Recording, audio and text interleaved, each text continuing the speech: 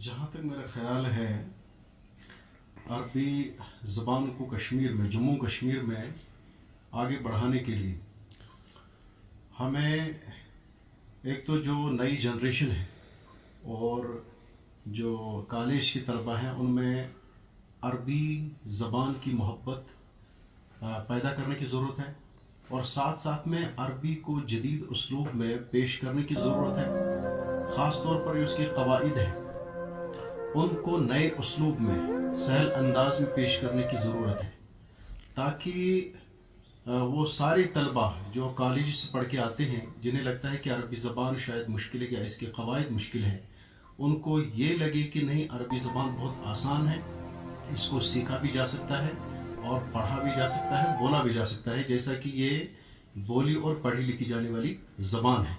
और माशाल्लाह इस हवाले से बहुत सारी यहाँ पर कोशिशें जारी हैं और इंशाल्लाह होती रहेंगी, वो बार आवर हो भी रही है। और इसी तरह से जो हमारे अरबी फैकल्टी है उनके अंदर ख़ास तौर पर ये मादा खूब से खूब तर पैदा होने की ज़रूरत है कि वो अरबी ज़बान को प्रमोट करने की भी कोशिश करें, मजल्लात के ज़रिए से, पेपर के ज़रिए से, लेक्चर के ज़रिए से, इसी तरह से दुरूस के हवाले से, ताकि अरबी ज़बान ज़्यादा से ज़्यादा इस कश्मीर वादी के अंदर फले और फूले। और भी मुख्तलिफ राहें हो सकती हैं, बहरहाल इस वक्त इसी पर। अच्छा ठीक, मेरे ख्याल से अरबी ज़बान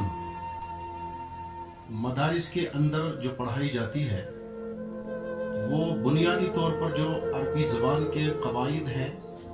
और उसके जो सर्फ नहव है उस पर बहुत ज़्यादा ज़ोर दिया जाता है, और इसी वजह से जो मदारिस के फ़ारिगीन हैं उनकी अरबी पुख्ता होती है, उसके कवाइद उनके पुख्ता होते हैं और वो अच्छे से अच्छे उसलूब में उसको पेश करने की सलाहियत रखते हैं। जो मदारिस से बाहर तलबा हैं, जो कॉलेजेस के हैं, उन्हें यह है कि उन्हें एक ही सब्जेक्ट चूँकि मिलता है, बाकी उनको कॉलेजेस के अंदर 2-3 सब्जेक्ट्स और साथ साथ में पढ़ने होते हैं, तो इस वजह से वो अरबी जब सीखना शुरू कर देते हैं शायद उनको ये लगता है कि ये मुश्किल है और वो शुरू में जो दुरूस या इसी तरह से जो सहल अरबी उनको पढ़ाई जाती है उनको लगता है वो आसान है, लेकिन बाद में चल कर के जब वो अगली क्लासों में आ जाते हैं उन्हें वो दुश्वार महसूस होने लगती है। उसकी एक वजह यह है कि अरबी जो है उन्हें एक ही सब्जेक्ट होता है, बाकी उनको 3 सब्जेक्ट्स और साथ में पढ़ने होते हैं, जबकि मदारिस के तलबा को सारी किताबें चाहे वो कुरान हदीस से मुताल्लिक़ हों या अरबी ज़बान और अदब से मुताल्लिक़ हों, वो सारी अरबी के अंदर होती हैं। इस वजह से उनकी अरबी ज़्यादा मजबूत हो जाती है। वो इस वजह से कि हमें जो जदीद इस वक्त जो नए मौज़ूआत हैं, मिसाल के तौर पर जो चाहे IT डिपार्टमेंट है या इसी तरह से जो इक़्तिसादियात में नई इस्तिलाहात वजूद में आ रही हैं, उन पर भी उनसे रिलेटेड जो अरबी ज़बान है वो भी ज़रूरी है कि वो भी आ जानी चाहिए, और साथ साथ में जो ट्रांसलेशन है वो भी बहुत ही अहम रोल इसमें अदा कर सकता है, ताकि यहाँ से निकलने वाले जो अफराद अरबी सीख करके निकलेंगे, वो अगर बाहर की दुनिया में जाते हैं, गल्फ़ कंट्रीज़ में जाते हैं, वो वहाँ पर अच्छे से अरबी ज़बान के हवाले से अपनी जॉब को मजबूत बना सकते हैं। मुझे लगता है कि अगर हर दिन एक तालिब इल्म अगर हर दिन वो 1 घंटा बोलने के लिए मुख्तस करे तो चंद महीनों के अंदर, लेकिन अगर उसको बुनियाद मजबूत है, ये ज़रूरी है कि उसकी बुनियादी जो कवाइद हैं वो पूरे इल्म सर्फ, इल्म नहव पे अबूर न भी रखता हो, लेकिन जो बुनियादी कवाइद हैं जिनके बग़ैर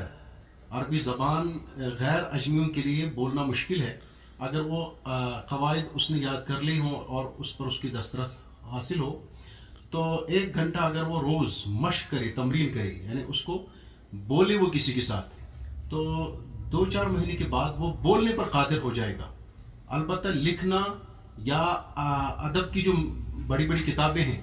उनको समझने के लिए उसको मज़ीद अरबी कवाइद भी पढ़ने ज़रूरी हैं और असातिज़ा के सामने उसको ज़ानो तलमुस्तहबी करना है, लेकिन बोलने के लिए 2-4 مہینے کافی ہیں اگر اس کی بنیادی قواعد مضبوط ہیں اور روزانہ وہ 1 گھنٹہ اس پر مشق بھی کرتا رہے. بہت بہت شکریہ.